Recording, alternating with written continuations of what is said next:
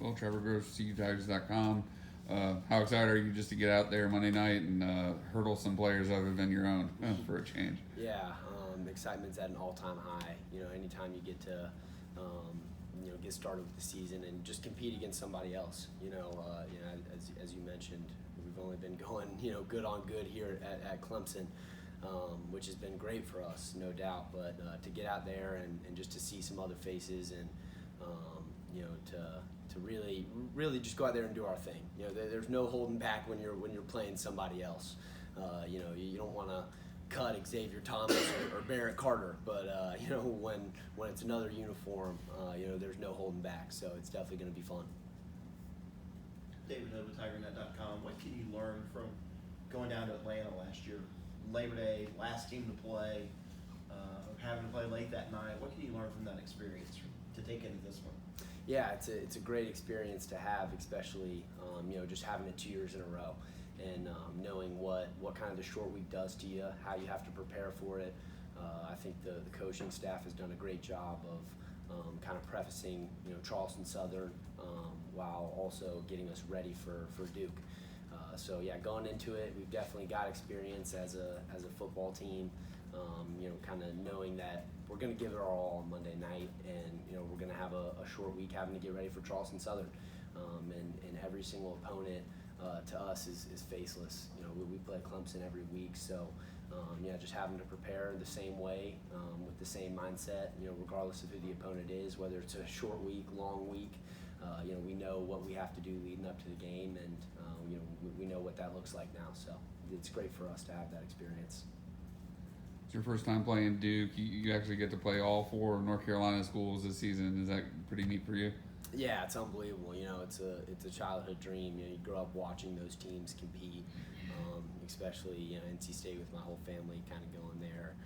UNC, Duke. I mean, it's unbelievable to be able to compete against all them. It's where I grew up. So I think everybody would feel special some type of way about it, and I definitely do. It's going to be a great opportunity, and I'm so blessed for sure. You know any players on Duke's roster? Yeah, I'm friends with a couple of them. I know running back Jalen Coleman, Brandon Johnson. They're nickel backer, nickel Sam. So, I've got good relationships with them. Their quarterback Riley Leonard actually did a leadership thing with him during COVID. Right before we graduated and went on to our universities. So I got some great relationships with those guys, and can't wait to get out there and compete against them. It's a great opportunity, and just got to go out there and show them who's the best. Will Vanderbilt, Clemson Insider. Just wanted to ask you, you're an emotional guy, and I know you love the game like I do. So when you see it 4 days of people playing football games in a row, and you guys got to wait for the last game, how do you keep that energy inside without burning it too early? Mm-hmm. Yeah, there's definitely a science to it, especially just being as emotional as I am. I wear everything on my sleeve, so just having that experience that I've alluded to, being my 3rd year, kind of understanding the energy and exertion that it takes to play a football game at the best of my ability. Just being able to go into it and taking those other games as learning opportunities. There's almost always week 0, week 1. There's always something that you can learn from, whether it's personnel problems or someone not making the right decision, not knowing the situation. Right? There's always something you can learn from. So I think just kind of shifting my focus towards that and trying to take my mind off the game a little bit will be good for me. In a sense, just to be able to learn and be able to go into Monday night as prepared as possible. We do a little early scouting of Florida State Sunday night. Yeah, I think every team that plays, we'll definitely check them out. Florida State, I know they got LSU on Sunday, right? Yeah, so that's a great game to catch. One that I think we'll definitely have our eyes on. Any pre-scouting you can get is useful down the road. So. You guys have had 30-something practices with this offense, but you finally get to unveil it Monday night. What are people going to see? What can people expect? Yeah, there's a lot of expectations out there. I think as a team, with us, and then the outside expectations. I think at the end of the day, we want to win the football game. There's no doubt about that. So whatever we have to do, however many times we got to get in the end zone, however many points we have to put up on the board. But I think you're going to see a lot of explosion, a lot of poise, and just a great led group, not only by Coach Riley but by Cade. I've got so much confidence in those two, and I sit back here and smile because I'm so blessed to share a backfield with two, and really just this whole offense. They make it so easy on me to go out there and do what I do, and hopefully I reciprocate that and make it easy on them as well. But yeah, I think you're just going to see a lot of explosion, and everybody kind of come together, and there's going to be mistakes. Like I said, week one, there's no doubt, but we're going to learn from those, move forward, and as long as we get that win and move on to the next week, that's all we're looking for. Leading comes easy for you, and you've kind of had to be that voice on offense the past couple of years.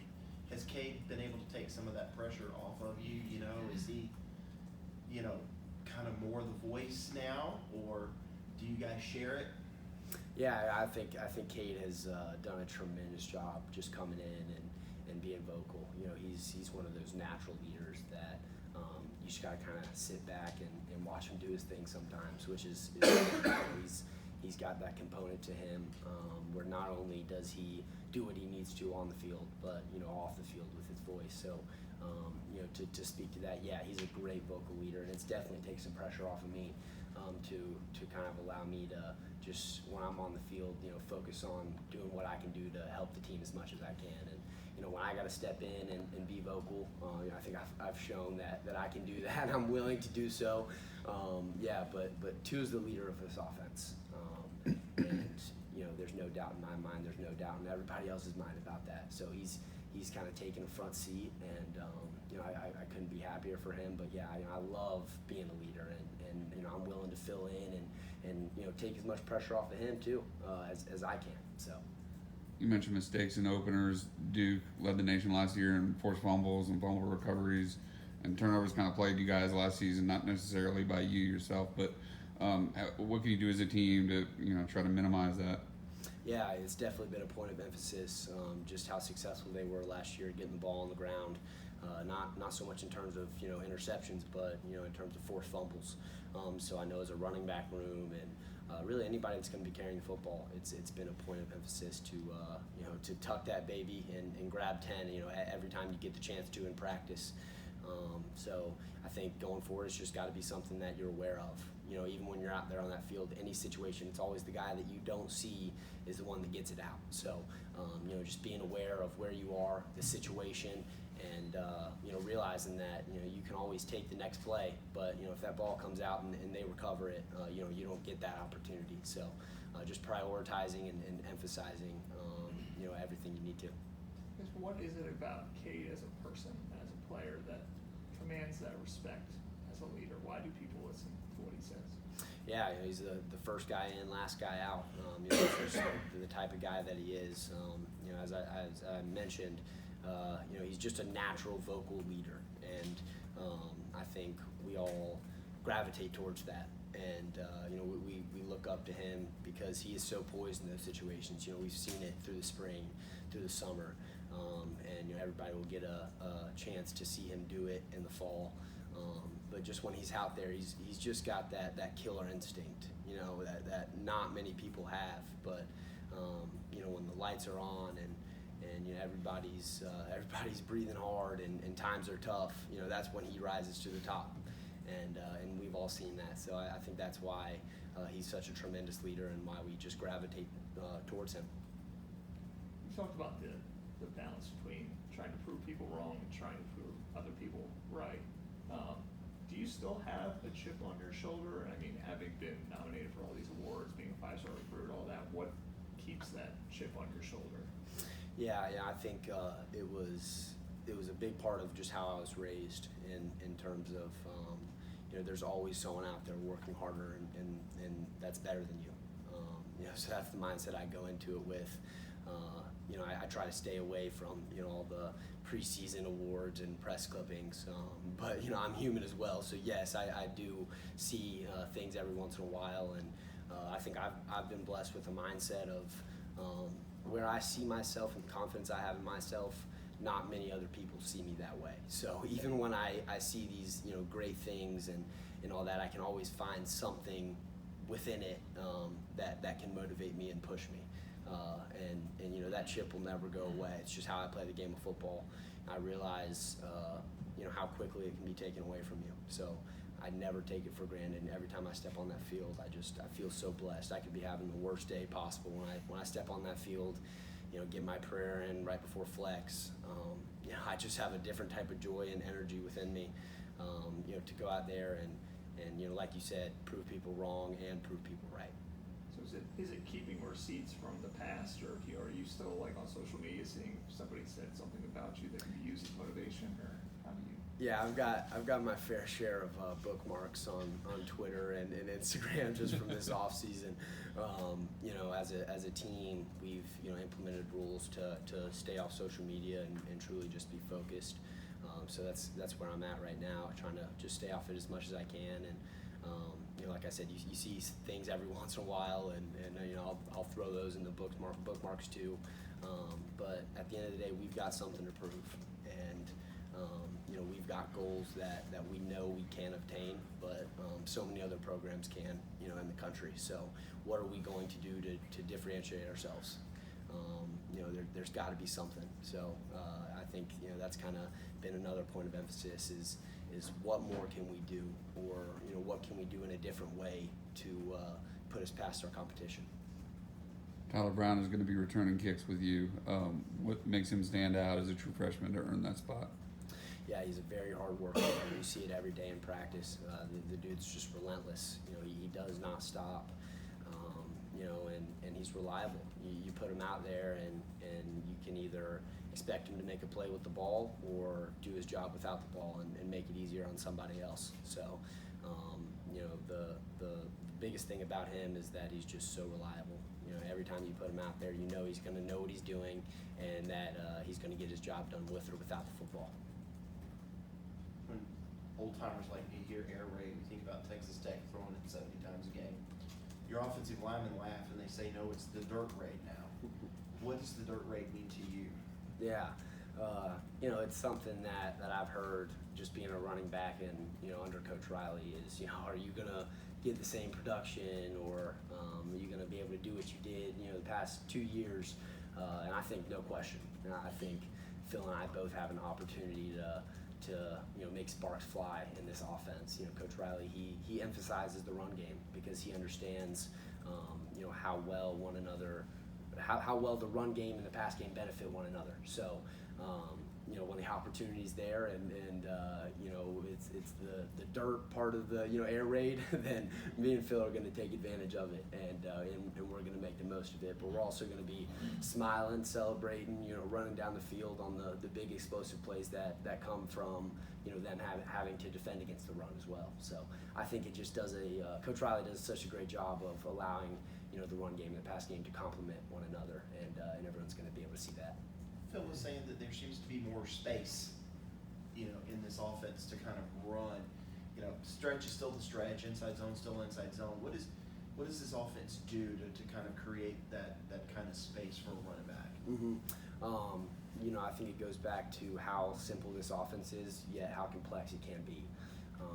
You have so many plays, but all of them are in different formations, right? So it looks like something totally different, but it's the same concept to us. So, just being able to take that information and the defense not having, any clue what we're actually doing.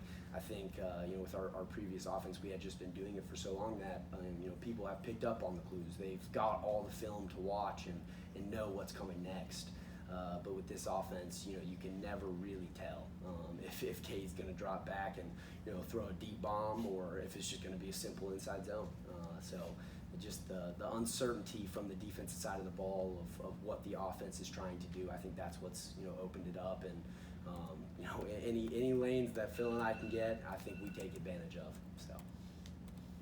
You've had a 1,000-yard season. Your roommate has not. Is it realistic or far-fetched that both of you could have a 1,000-yard season this year? Not far-fetched at all. I think I think it's going to happen.